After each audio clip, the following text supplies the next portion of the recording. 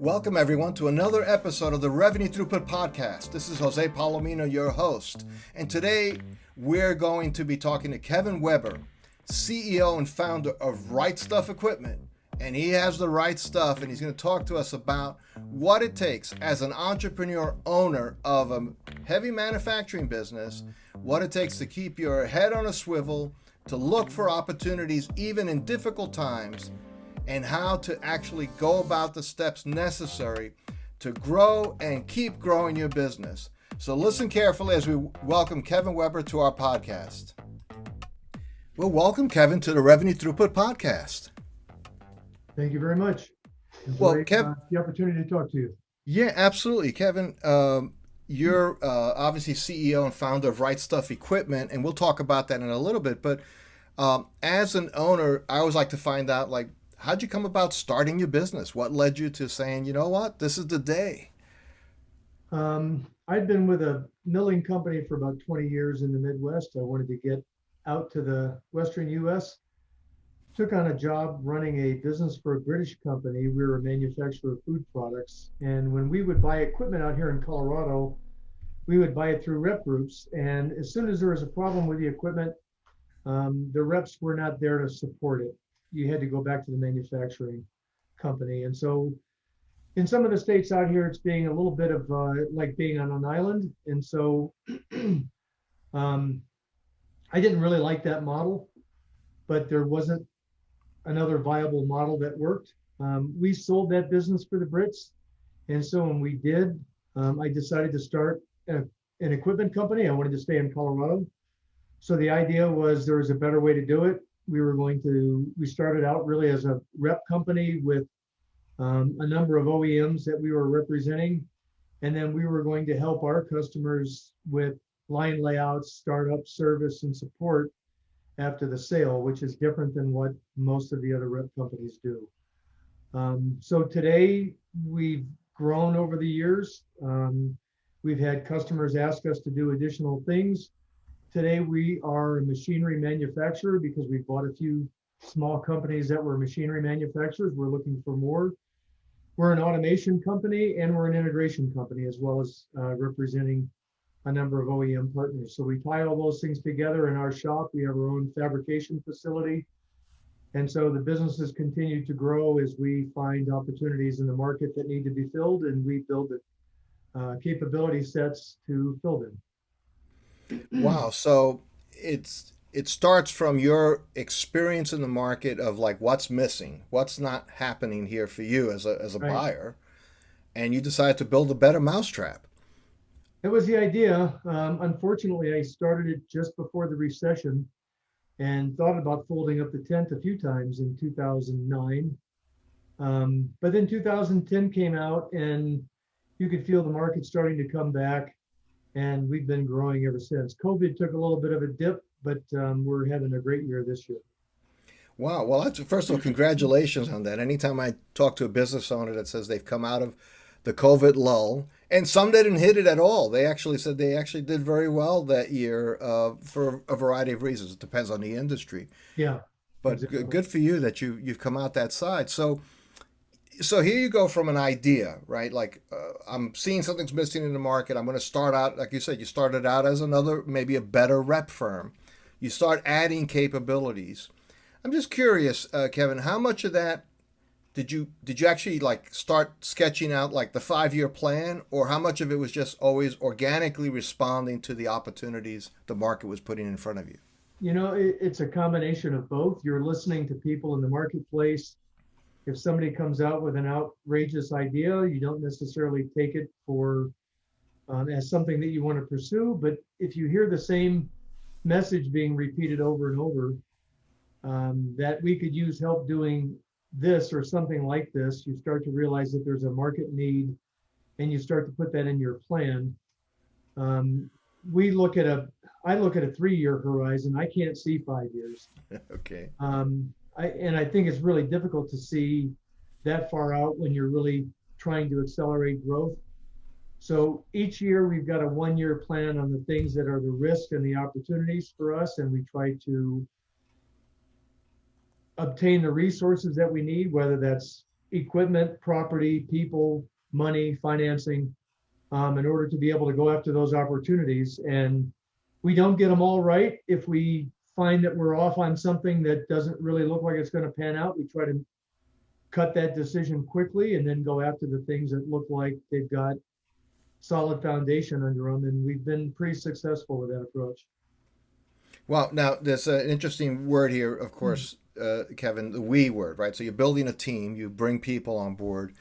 Um, I'm just curious, and just as speaking to you as an owner, and many of our listeners are of the Revenue Throughput podcast are owners like you of industrial companies, either manufacturing or services. Building a team is one of the things I always hear is one of the challenges to find the right people, to create the right culture, to keep people's head in the game during difficult times like COVID, for example. Maybe you could just share a few thoughts about how you've gone about adding to your team and bringing people onto the squad and getting them pointed in the right direction. Hiring is one of the key things that I think every business participates in, and defining who you hire before you start talking to people, I think, is a really critical function to fill.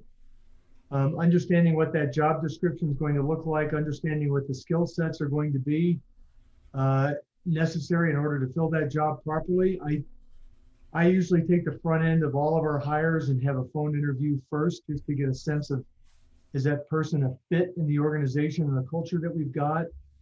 I read a book a long time ago called High Impact Hiring, where they talk about looking for aptitude, skill sets, knowledge base, and the intangible fit in defining those people that you're looking for and how to grade them objectively. And it's really been kind of an important foundation for the hiring process and making sure you get the right team on board. I'm really, really pleased with the team that we've got. We've hired some really talented people. Everybody here is smarter than I am, which is a plus. And as we continue to grow, we continue to look at where those skill sets are that we're a little deficient on and try to fill them with the talent, either through internal training or through hiring people that have already got that skill set. Well, so that's a skill side, and you talked about, but then what's interesting, you described in your process, you did the first interview.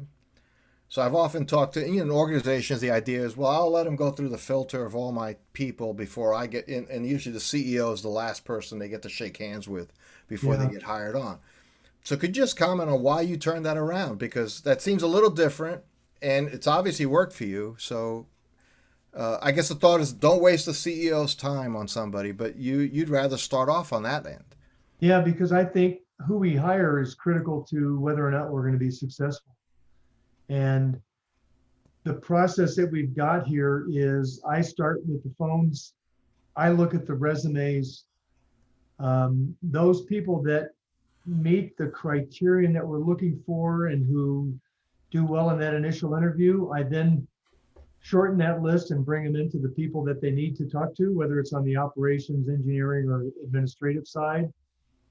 And they've got a pre-qualified list of people that I think are going to meet the requirements. Now, we don't get them all right on the front end, but if I ask the right open-ended questions and I'm looking for the right profile and I really understand where the deficiencies are and what we're looking to fill, then it accelerates the process. We just hired 3 engineers. We had 150 resumes come through. Wow. We hired 3, and they're all really, really excellent hires. We did the same thing. We hired 2 CNC operators because our business is growing. Same process, and we did all this in the last few months. We went 5 for 5, and I just feel like it's an important function, and I would rather not leave it to somebody else entirely and then wait to see what comes out the other end. Right. Well, it also really calls out, and you see this, like athletics is often used as the metaphor for a lot of business, right? But it's building the squad is step one, right? If you don't have the talent on the field, and it's all those issues, right? Not only skill set, but also fit. That's how you get something like the Patriots doing very well for 20 years. I mean, it helps if you have Tom Brady, but still, there were other aspects of their success as well. Yeah, exactly. And, I think there's two basic ways to look at it. You either develop your strategy on how you're going to play that game with the skill sets of the people that you've got, or you define how you want to play the game and you go out and look for the players that are going to have those skill sets that make you execute well. And I think the analogy of sports is appropriate. And we've taken the approach that we've got a direction that we want to go as a business, and we're going to find the people that are going to allow us to execute properly rather than try to do what the people that we've got who just happen to be here are capable of doing. Right, because you never elevate the game if you only aim for where the watermark where you are presently. Yep. Then you're basically guaranteed to do pretty much what you got right now. So, just one last question on this around people, because I think it's such a critical area, and again, it seems like you've really dialed in on figuring that out.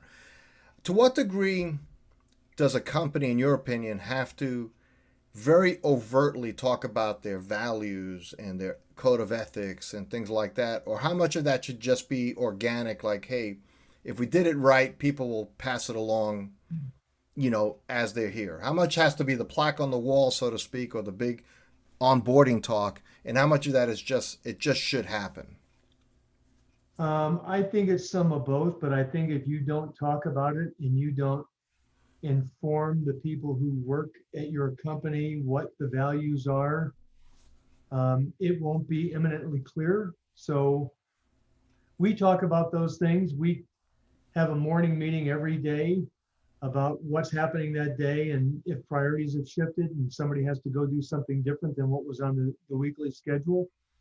And when we have really great feedback from customers for installations or machines that we've installed, we talk about it. We let people know that this is why we have to do a great job, because these customers give us good feedback, and then they also invite us back next time they have a capital project.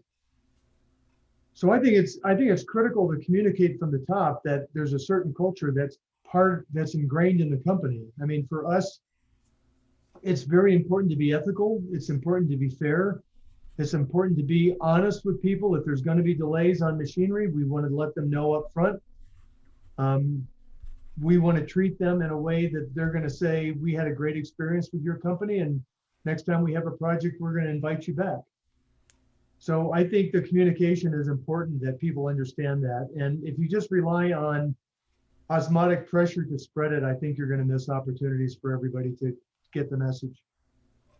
And also, you could end up, I guess, with multiple messages taking hold depending on different pockets of people. If you're not clarifying that from the top, at on some consistent basis. Yeah, I agree with that.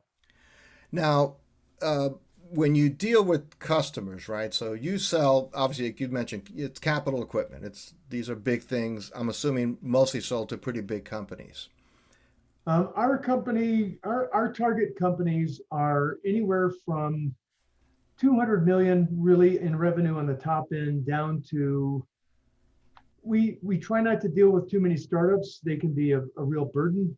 Mm-hmm. If the company gets too big, then they've got their own engineering resources and they really don't need us to help them. Okay. But a lot of the companies don't really have engineering. They've got maintenance, but they don't have the resources internally to know what they should do next in order to be able to get to the next level of automation or handle the next order of magnitude of business.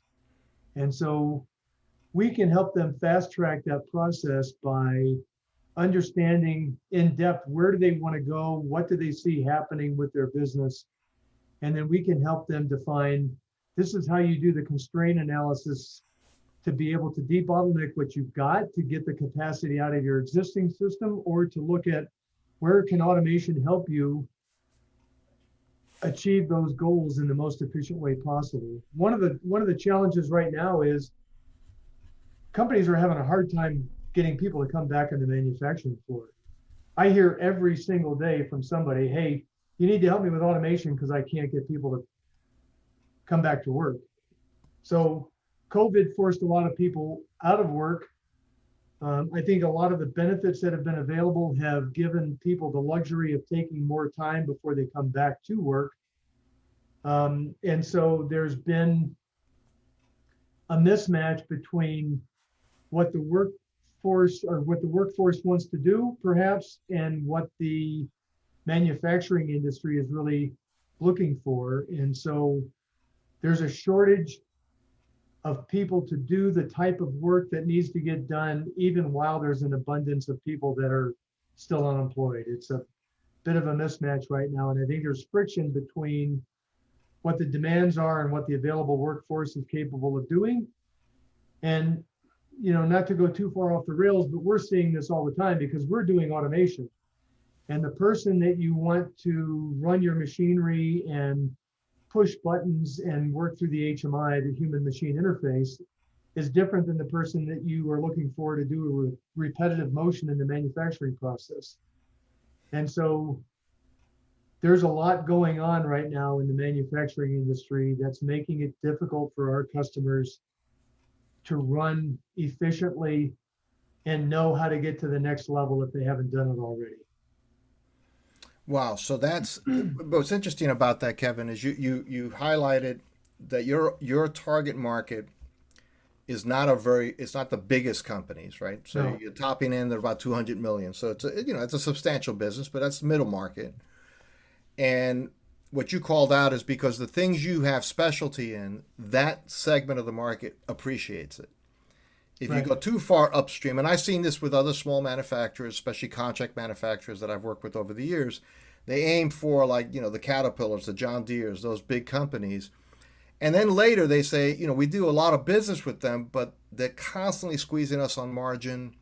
The value add we want to value add, we not even given an opportunity to value add. We're dealing with procurement, let alone engineering or process. So was that something you knew all along based on your earlier experience, or is that a hard lesson learned as you were going out into the market? I think that's something I learned from an earlier experience. If you're a really large company, you've got your own resources to do that type of work, to do that type of automation. You've got IP and the team that you've got with your own engineering department to know how to put those lines together. Most of these other companies that are, like I said, a couple hundred million or less, they're not doing a project every 3 or 4 months. They're doing a project every couple of years. Hmm. And so it doesn't really make sense for them to employ an entire engineering staff that's going to be standing around with nothing to do for most of the time. So we fill that gap. They, as a company or as a customer, define what they want to do to grow the business. They go out and find those opportunities to sell their products. And then afterwards they go, okay, that's great. How the hell are we going to do this? And then they call somebody like us and we help them do it. Wow. So, the nice thing about that, just as a strategist listening to that, Kevin, is that segment what you just described will always be that way. Like they'll Yeah. always have that need for those reasons that they're not turning over projects every 3 months. It's every couple Right. of years and so on. So the opportunity for you and your firm to add a lot of value is huge for those opportunities when they show up. So Yeah, that's why it's so important for us to do a good job and to be ethical, because we like to say once we get them, we got them, and we get invited back for the next project.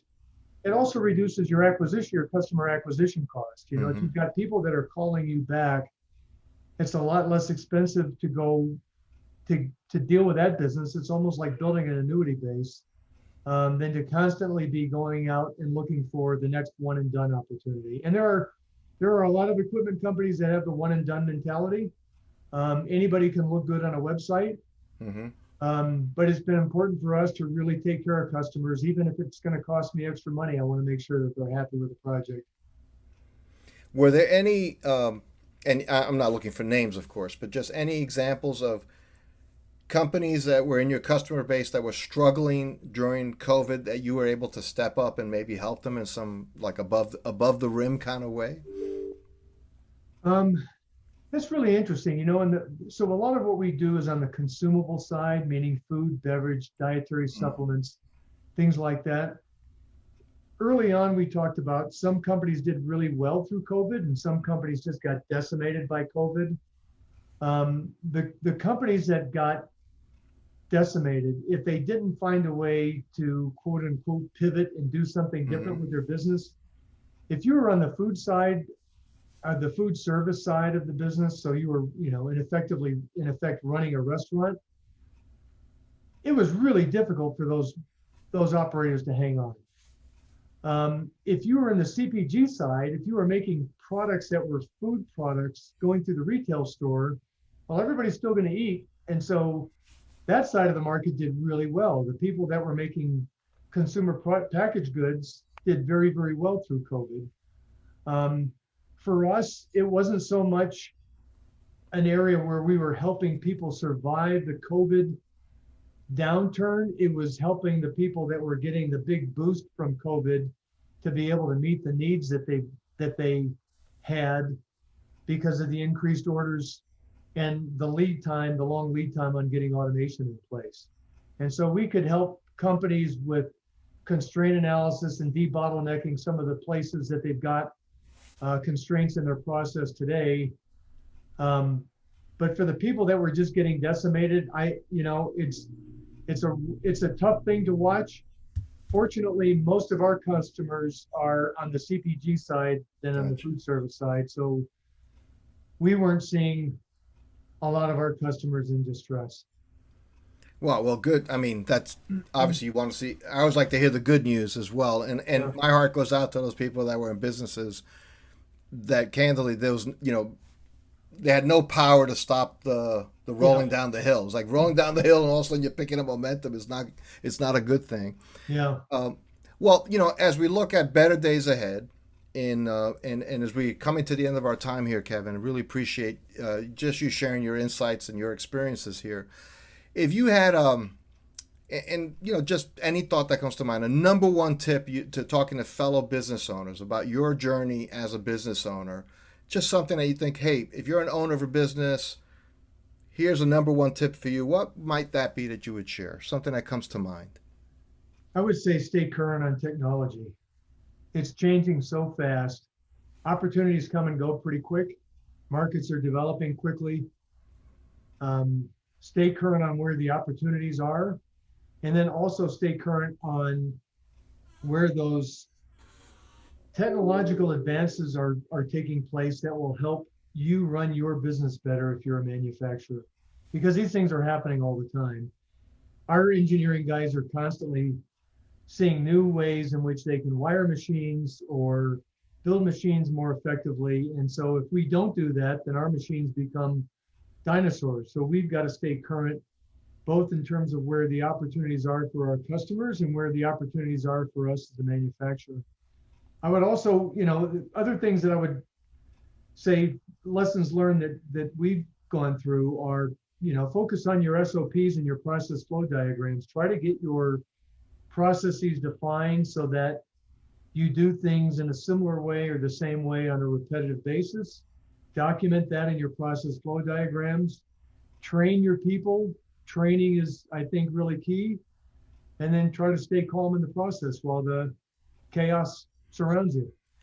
I like that one, because that one it helps you keep your head in the game so you can do all the other ones too. But those are fantastic tips. Andy Grove wrote the book Only the Paranoid Survive, and you don't need to read the book. The title says everything. So if you can keep your head on a swivel and keep track of what's going on inside your business and outside your business and maintain some degree of calmness, it'll be all right. Wow. Now, Kevin, if somebody listening to this in our audience wanted to know more about you and your firm, where should they go? Our website is rightstufFequipment.com. That's RIGHTSTUFFEQUIPMENT.com. You can find us there. You can find us on YouTube channels. We don't do a lot of social media because we're more of a business to business. But we're here in Denver, Colorado, and we're happy to help anywhere in the country for companies that need automation help. Wow. Kevin Weber, thank you so much for sharing with us here on the Revenue Throughput Podcast. It's appreciated. I appreciate your time, and thanks for the interest. Absolutely.